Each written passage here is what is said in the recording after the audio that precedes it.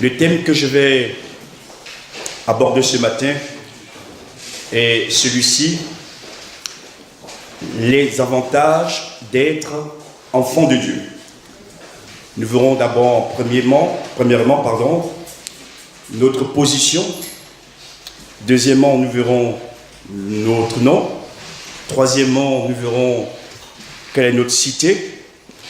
Et nous terminerons par l'héritage que Dieu nous accorde, les uns et les autres. Nous allons faire une première lecture dans Éphésiens chapitre 2, verset 6. Éphésiens chapitre 2, verset 6, qui nous parle de notre position par rapport à Dieu. Éphésiens chapitre 2, verset 6. Nous lisons: Dieu nous a ressuscités ensemble et nous a fait asseoir ensemble dans les lieux célestes en Jésus-Christ. Notre position est dans le ciel. Même si nous vivons sur terre, Dieu nous a positionnés dans le ciel. Et ce que je voudrais dire également, c'est que d'abord, il nous a ressuscités. Autrement dit, nous étions morts dans nos péchés, nous étions coupés de contact avec lui, et Dieu nous a régénérés, nous a donné la vie en Jésus-Christ. Et ce qui nous permet aujourd'hui d'être positionnés dans le ciel. Même si nous sommes sur cette terre et que nous connaissons les combats et les luttes, il est bon que nous sachions que Dieu nous a positionnés dans le ciel. C'est vraiment un honneur que Dieu nous a fait. Et nous voulons lui dire merci. Et ce que je voudrais également ajouter, c'est que il nous a fait asseoir ensemble. Il nous a ressuscités ensemble. Il nous a fait asseoir ensemble. Autrement dit, pour Dieu, le corps de Christ a une grande importance. L'unité de l'Église a une grande importance. Ce n'est pas quelques-uns positionnés par-ci, par-là, mais on est positionnés ensemble. Être ensemble, c'est qu'on est dans le même environnement. Et si, sur cette terre, nous ne vivons pas la parole, et j'ai bien aimé ce qu'a dit notre sœur ce matin, nous nous condamnons nous-mêmes.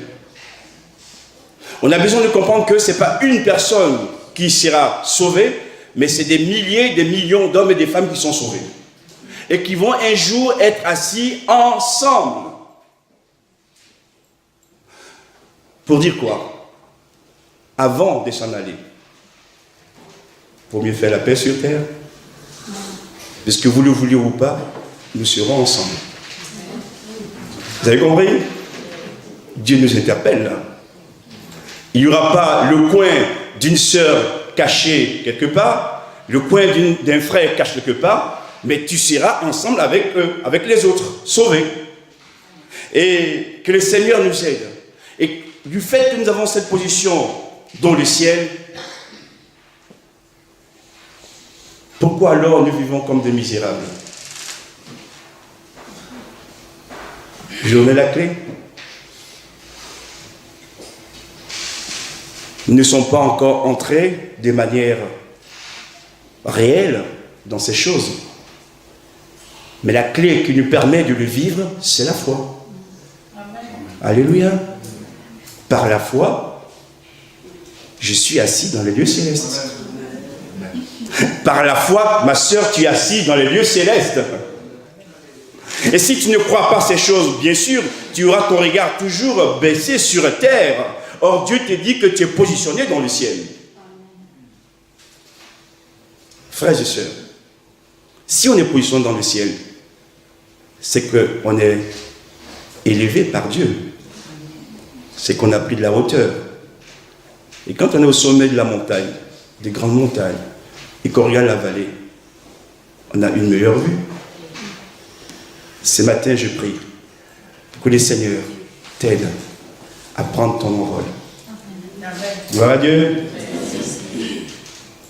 Pour que les problèmes que tu traverses, tu les vois depuis le haut. En sachant que tu es assis avec celui qui a créé les cieux et la terre. Et qu'il ne va pas t'abandonner, qu'il va te bénir. Dieu soit béni. Oh Seigneur, aide-nous. Aide-nous à actionner la foi. Aide-nous à comprendre ces choses. Et c'est réjouissant parce que même sur terre, alors qu'on est positionné dans le ciel, nous sommes environnés par Dieu, par son esprit, par sa présence. Et c'est lui alors qui nous dit de faire les choses de telle ou telle manière et qui nous aide et qui nous conseille également à pouvoir persévérer. Seigneur, ce matin, je te prie pour ton Église, qu'elle soit une Église remplie de foi. Amen. Et que nous avancions ensemble. Deuxièmement, Luc chapitre 10, verset 20. Luc chapitre 10, verset 20.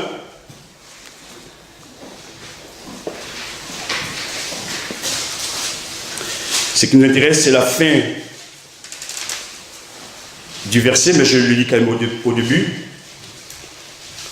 Cependant, ne vous réjouissez pas de ce que les esprits vous sont soumis, mais réjouissez-vous de ce que vos noms sont écrits dans les cieux. Deuxième avantage, nos noms sont écrits dans les cieux, dans le livre de Dieu. C'est extraordinaire ça. Si ton nom est écrit dans les cieux, mon frère, j'aimerais te dire ce matin que quel que soit le combat, la lutte que tu mènes, Dieu ne peut pas t'oublier. Parce qu'il connaît ton nom. Alléluia. Et parce qu'il connaît ton nom, il va agir de telle manière que tu sortes de cette épreuve que tu traverses. Et merci Seigneur, cet honneur aussi nous parle de la vie éternelle. Dieu, en écrivant nos noms dans les cieux, nous accorde la vie éternelle. Amen. C'est un grand cadeau. Parce que parfois, sur cette terre, certaines personnes oublient nos noms. Dieu n'oublie jamais nos noms. Alléluia. C'est une grâce qu'il nous a faite. Et si quelques-uns encore ne sont pas dans le salut, j'aimerais vous dire qu'aujourd'hui encore, Jésus continue d'écrire les noms dans ses livres de vie. Amen. Que vous puissiez simplement l'accepter comme votre sauveur personnel, lui demander pardon et il va écrire votre nom. Seigneur, fais grâce encore à plusieurs ce matin. Et il dira, réjouissez-vous. Réjouissez-vous.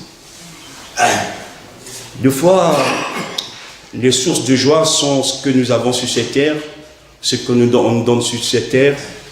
Mais Jésus veut nous dire que la plus grande source de joie, c'est de savoir que nos noms sont écrits dans le livre de vie. De nous réjouir.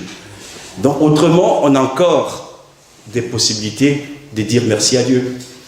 Alléluia. Troisième point de ce message, on va lire dans Philippiens chapitre 3 verset 20. Il parle de notre pays, de notre cité. Philippiens chapitre 3 verset 20.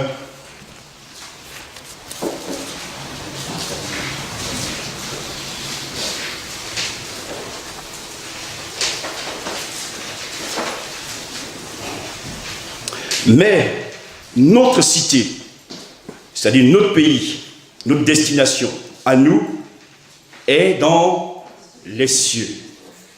D'où nous attendons aussi comme sauveur le Seigneur Jésus-Christ. Notre cité, notre pays, vrai pays, est dans les cieux. Dieu veut nous dire que, quelle que soit notre nationalité, le pays où on est né, un jour ou l'autre, nous allons partir. Nous allons partir. Et lui a préparé pour nous un pays, une cité. Et je peux dire que le Seigneur l'a fait avec beaucoup d'amour pour chacun d'entre nous. Et c'est la raison pour laquelle on ne doit pas se laisser aspirer par les choses de la terre. Merci, on en a besoin, mais c'est que des choses passagères. Et que nous devons travailler pour ce pays, qui est un pays qui demeure éternellement, un pays qui ne change pas. Et Dieu nous fait entrer dans ce pays. Même si la mort nous frappe, Jésus est capable de nous ressusciter. Jésus est capable de nous montrer encore que ce qu'il a prévu pour nous s'accomplira. Et un jour, frères et sœurs, nous serons dans la cité de Dieu pour toujours. Amen. Ne laissons pas les hommes, les événements, les circonstances de la terre nous troubler outre mesure. Tout ce qui est ici-bas, un jour partira. Mais la cité que Dieu lui-même a créée demeure éternellement. Et quand vous prenez les 3 points que je viens déjà de parler, il est question toujours du ciel. Les lieux célestes. Vos noms sont écrits dans les cieux. Notre cité est dans les cieux.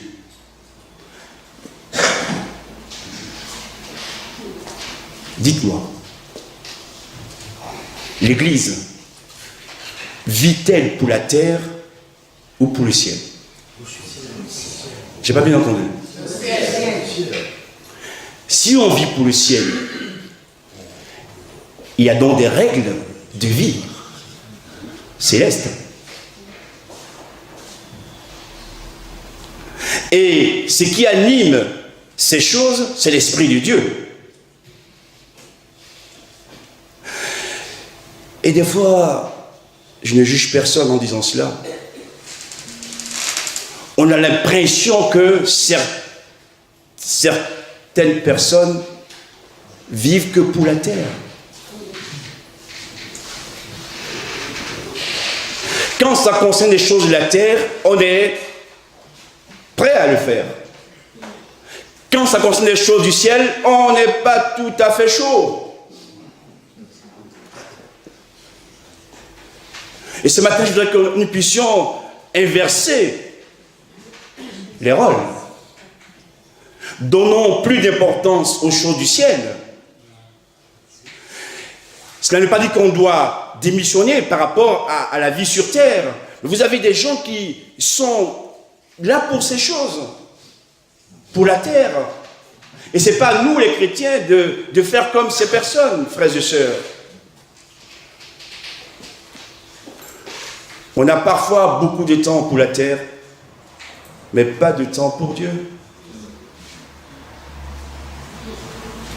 On a parfois beaucoup de temps pour nos affaires, mais pas assez de temps pour Dieu.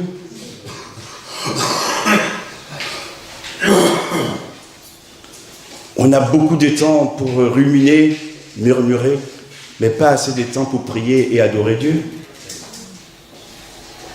Oui. Combien de temps nous prenons pour parler de Dieu, de Jésus à ceux qui nous entourent? Par contre, on a du temps pour relater toutes les informations de ce monde. Seigneur, aide-nous à recadrer les choses. Et je le dis pour moi-même aussi, qu'il y ait de plus en plus de ciel dans ma vie. Qu'il y ait de plus en plus de ciel dans nos vies. Le mot terre part de l'humus, part de poussière, et nous aspire vers le bas, alors que le ciel nous aspire vers le haut. Soyons aspirés vers le haut. Gloire à Dieu. Amen. Seigneur, ce matin encore, remplis-nous de ton esprit, renouvelle nos forces, renouvelle nos pensées, et que ton esprit vienne changer nos mentalités, afin que nous ne voyons pas les choses à la manière du monde, mais comme le ciel le voit. Gloire à Dieu, pour être dynamisé dans notre foi, et que Dieu soit béni. Et il ajoute, nous attendons le Seigneur Jésus-Christ comme sauveur. Il veut nous dire aussi que nous devons vivre de telle manière que nous soyons toujours dans l'attente du retour de Jésus. Jésus revient. Et un élément important dans les prophéties de la fin, c'est Israël et Jérusalem. Jésus est à la porte. Sans parler de l'économie mondiale, de la politique mondiale et tout ce que nous pouvons voir au niveau des mœurs. Jésus l'a dit, les signes de son retour,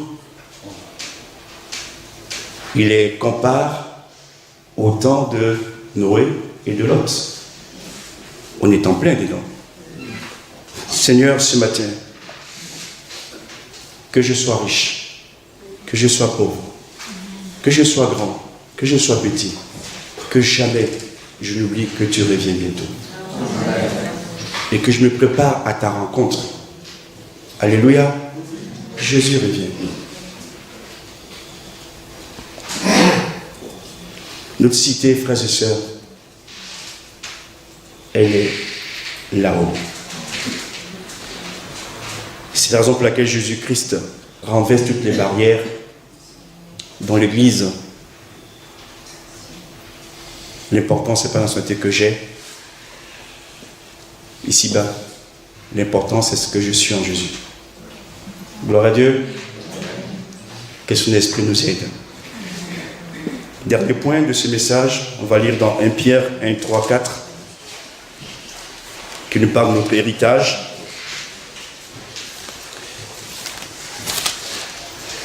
1 Pierre, chapitre 1, versets 3 à 4. Béni soit Dieu, le Père de notre Seigneur Jésus-Christ, qui selon sa grande miséricorde nous a régénérés pour une espérance vivante, par la résurrection de Jésus-Christ d'entre les morts. Verset 4, pour un héritage, je vais lire dans une autre version, pour un héritage incorruptible, sans corruption, pour un héritage sans souillure, pour un héritage sans flétrissure, c'est-à-dire sans altération, qui nous est réservé, ou encore, dans les cieux. Et je bénis le Seigneur parce qu'il nous montre quoi? Il nous réserve le vrai héritage.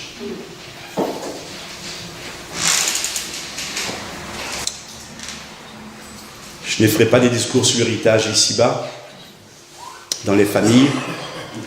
Ça se déchire énormément, souvent.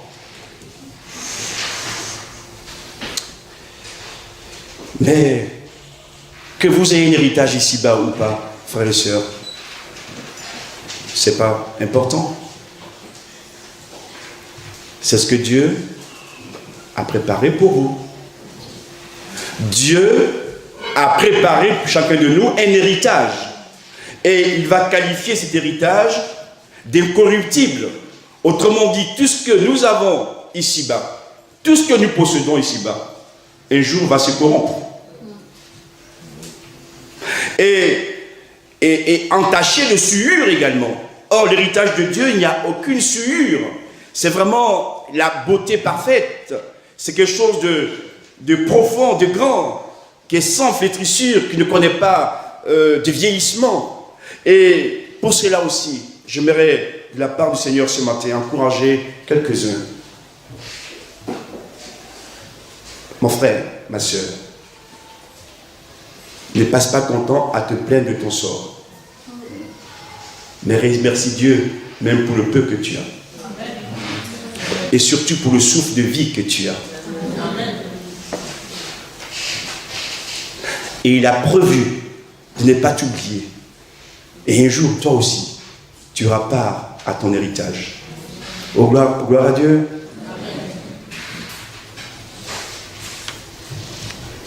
Un jour, nous serons semblables à Jésus. Et un jour, nous partagerons sa gloire. Jésus a décidé de partager sa gloire avec nous. Et je me dis, mais qui suis-je, Seigneur? Un pécheur. Je ne suis pas digne de toi, Seigneur. Et cependant, tu es venu pour me sauver. C'est déjà beaucoup. Et tu me dis en plus, tu m'accordes un héritage. Alléluia. Quelle grandeur et quel amour. Seigneur, sachant ces choses, frères et sœurs, nous devrons vraiment vivre en obéissant à la parole de Dieu, en la mettant en pratique, pour que ceux qui sont dans les ténèbres et qui se meurent et qui ne connaissent pas cette joie de vivre, puissent être attirés par nous. Si nous disons que nos noms sont écrits dans le livre de vie, que nous sommes positionnés dans le ciel, que nous avons un héritage, notre cité est dans le ciel, et que nous vivons contrairement à ces choses, comment les gens du monde vont-ils se convertir? Vous avez compris? Parce que quand même, il est question d'attirance aussi. Les gens sont attirés vers des hommes, des femmes, parce qu'ils voient en eux ou en elles des choses bonnes et agréables. Que l'Église attire de plus en plus les perdus. Que l'Église nous aide à comprendre qu'il n'y a pas de place ici pour des combats inutiles. Que nous comprenions que Dieu, s'il nous a sauvés, c'est que nous soyons ses témoins pour en sauver le plus grand nombre. Amen. Alléluia. Amen. Et je prie le Seigneur que chaque jour qui passe, son esprit m'éclaire et m'aide à marcher dans ses voies pour que ce que j'ai reçu, je le donne ou je le partage à ceux qui n'ont pas, en leur disant la vérité. Jésus l'a dit, vous connaîtrez la vérité et la vérité vous affranchira. Jean chapitre 8, verset 32. Frères et sœurs, je termine. Oui, c'est vrai que nous sommes encore sur terre, mais par la foi, l'Esprit de Dieu habite en nous. Alors montrons au monde que nous sommes, oui, habitants de la terre, mais que nous sommes surtout habitants des lieux célestes. Gloire à Dieu. Et en ressortant de cette salle, ne retournons pas dans les ornières, les mêmes erreurs, les mêmes travers. Que le Seigneur nous aide vraiment à vivre sa parole, à la mettre en pratique. Et que nos rassemblements soient comme le ciel sur terre. Et que nous voyons la puissance de Dieu agir dans nos cœurs et dans nos vies. Qu'à Dieu revienne toute la gloire. Amen. Merci Seigneur pour ta parole. Pardonne-nous, parfois nous vivons comme des mendiants. Nous ne considérons pas assez ta parole et nous sommes en train de toujours passer à côté. Et ce matin, nous voulons nous repositionner par rapport à toi. Seigneur, nous réjouir de voir tout ce que tu as fait pour nous, que tu as préparé pour nous également. Seigneur, ce matin, oui, nous voulons ouvrir les yeux sur la réalité des avantages de l'enfant de Dieu que tu nous accordes. Nous te remercions pour cette position que tu nous as donnée. Nous te remercions, Seigneur, pour cette cité, pour l'héritage, pour nos noms qui sont écrits dans ton livre de vie. Ce matin, Seigneur, encore sauve, libère, et à toi revient toute la gloire, au nom de Jésus. Amen. Et je viens chaque année pour pouvoir me soigner, parce qu'au niveau santé, ça va pas. Alors, je ne vais pas être longue, mais je veux simplement vous dire comment Dieu est grand. Vous me direz, tu as enfoncé une porte ouverte. On est d'accord. Mais c'est tellement facile de dire, merci mon Dieu, gloire à Dieu, prends tout Seigneur et tout, mais quand il prend tout, qu'est-ce que vous faites? Il m'a pris mon père, il m'a pris ma mère, D'ailleurs, je vous remercie parce que j'ai connu cette église. Si vous vous souvenez de moi, on était avec ma sœur. Ma mère devait venir avec moi le 9 d'un mois, en septembre, 2 jours avant. Elle n'a pas pu venir parce qu'elle a fait un AVC. 10 jours après, je marchais vers le cercueil. On est d'accord? Mais malgré tout ça, il faut dire merci Seigneur, de gloire à Dieu. Je voudrais vous parler du temps. Ça va pas être long. Simplement pour vous dire que le temps, ça peut être un allié s'il est utilisé à bon escient, mais ça peut être aussi un ennemi si on ne sait pas l'utiliser. Pourquoi? Quand vous avez affaire avec quelqu'un, vous dites toujours « Ah, j'aurai le temps de lui demander pardon. J'aurai le temps de faire la paix avec lui. J'aurai le temps, j'aurai le temps, j'aurai le temps. » Eh bien, moi, je vais vous dire quelque chose. Moi, je n'ai pas de regrets dans ma vie. Parce que j'essaye toujours, non pas de gaspiller mon temps, mais de prendre le temps. Je vous disais que ma mère est partie. Mon père, donc j'ai enterré papa. J'ai enterré maman. J'ai enterré ma santé. Et l'année dernière, j'ai enterré mon mari. Mon mari disait toujours, j'aurai le temps. En 33 ans de mariage, quand je serai à la retraite, j'aurai le temps. Nous aurons le temps d'aller en croisière. Nous aurons le temps, nous aurons le temps. Et on a eu le temps, rien du tout. Il a reçu sa notification de décision pour lui dire, monsieur, vous êtes à la retraite. Il est mort 5 mois avant. Il n'a pas eu le temps de profiter de tout l'argent qu'il a mis de côté. Il n'a pas eu le temps de m'emmener nulle part en 33 ans de mariage. Il n'a pas eu le temps. Notre fille qui habite ici, qui a 30 ans, n'a pas eu le temps d'arriver parce que l'avion atterrit à 18h30 et il est mort à 13h30. Encore une question de temps. On est d'accord? Encore ce temps, le temps, le temps. Moi, je veux simplement vous dire que profitez du temps pour dire à tous les gens autour de vous que vous les aimez. Profitez de ce temps aux gens que vous n'aimez pas, aux gens avec qui vous avez des problèmes. Profitez du temps pour aller vers ces gens-là et leur dire voilà, quel est le problème? Tu ne veux pas qu'on crève l'abcès? Si la personne ne veut pas, c'est pas grave. Mais priez avant et allez vers cette personne parce que au moins vous n'aurez pas de regret. Il n'a pas voulu certes, mais vous n'avez pas de regret. Vous avez pris le temps pour aller vers cette personne. Vous voyez? C'est mon dernier dimanche. J'ai bravé vigie pirate, alerte attentat, grève, toutes sortes de trucs pour venir jusque-là. J'ai même bravé un taxi qui m'a pris 145 € de Berlin avec sa date. On est d'accord? Mais je suis là. Je suis venu me soigner, je suis là. Je suis venu vous dire que je vous aime. Je suis venu vous dire que je vous aime, de prendre soin de vous. Et je vais vous dire aussi quelque chose, c'est que quand on ne se donne pas les moyens pour faire les choses, après ça ne peut pas aller. Ça ne peut vraiment pas aller. Alors je vais simplement terminer en vous disant, si tu as des questions qui n'ont pas de solution, tu te sens découragé, tu n'es pas en paix, prisonnier de ton passé, tu ne peux pas oublier, pourtant tu le sais bien, Jésus est le chemin, Jésus est la réponse au monde d'aujourd'hui. Il est le chemin, la vérité, la vie.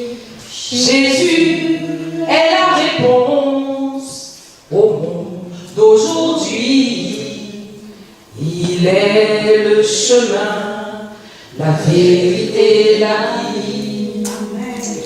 Si tu as des ennuis que tu ne peux surmonter, ton ciel s'est obscurci, tu ne peux avancer. Sois-en certain, tout ce que Dieu dit est vrai, et ce qu'il a promis est aussi pour toi. Jésus est la réponse au monde d'aujourd'hui. Il est le chemin, la vérité, la vie. Jésus est la réponse au monde d'aujourd'hui. Il est le La vérité, la vie. La vérité, la vie. La vérité,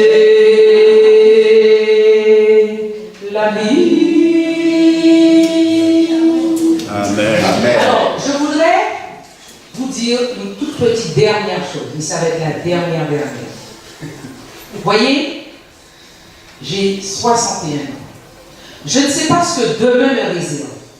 Peut-être qu'il y a autre chose, mais je n'ai aucune certitude.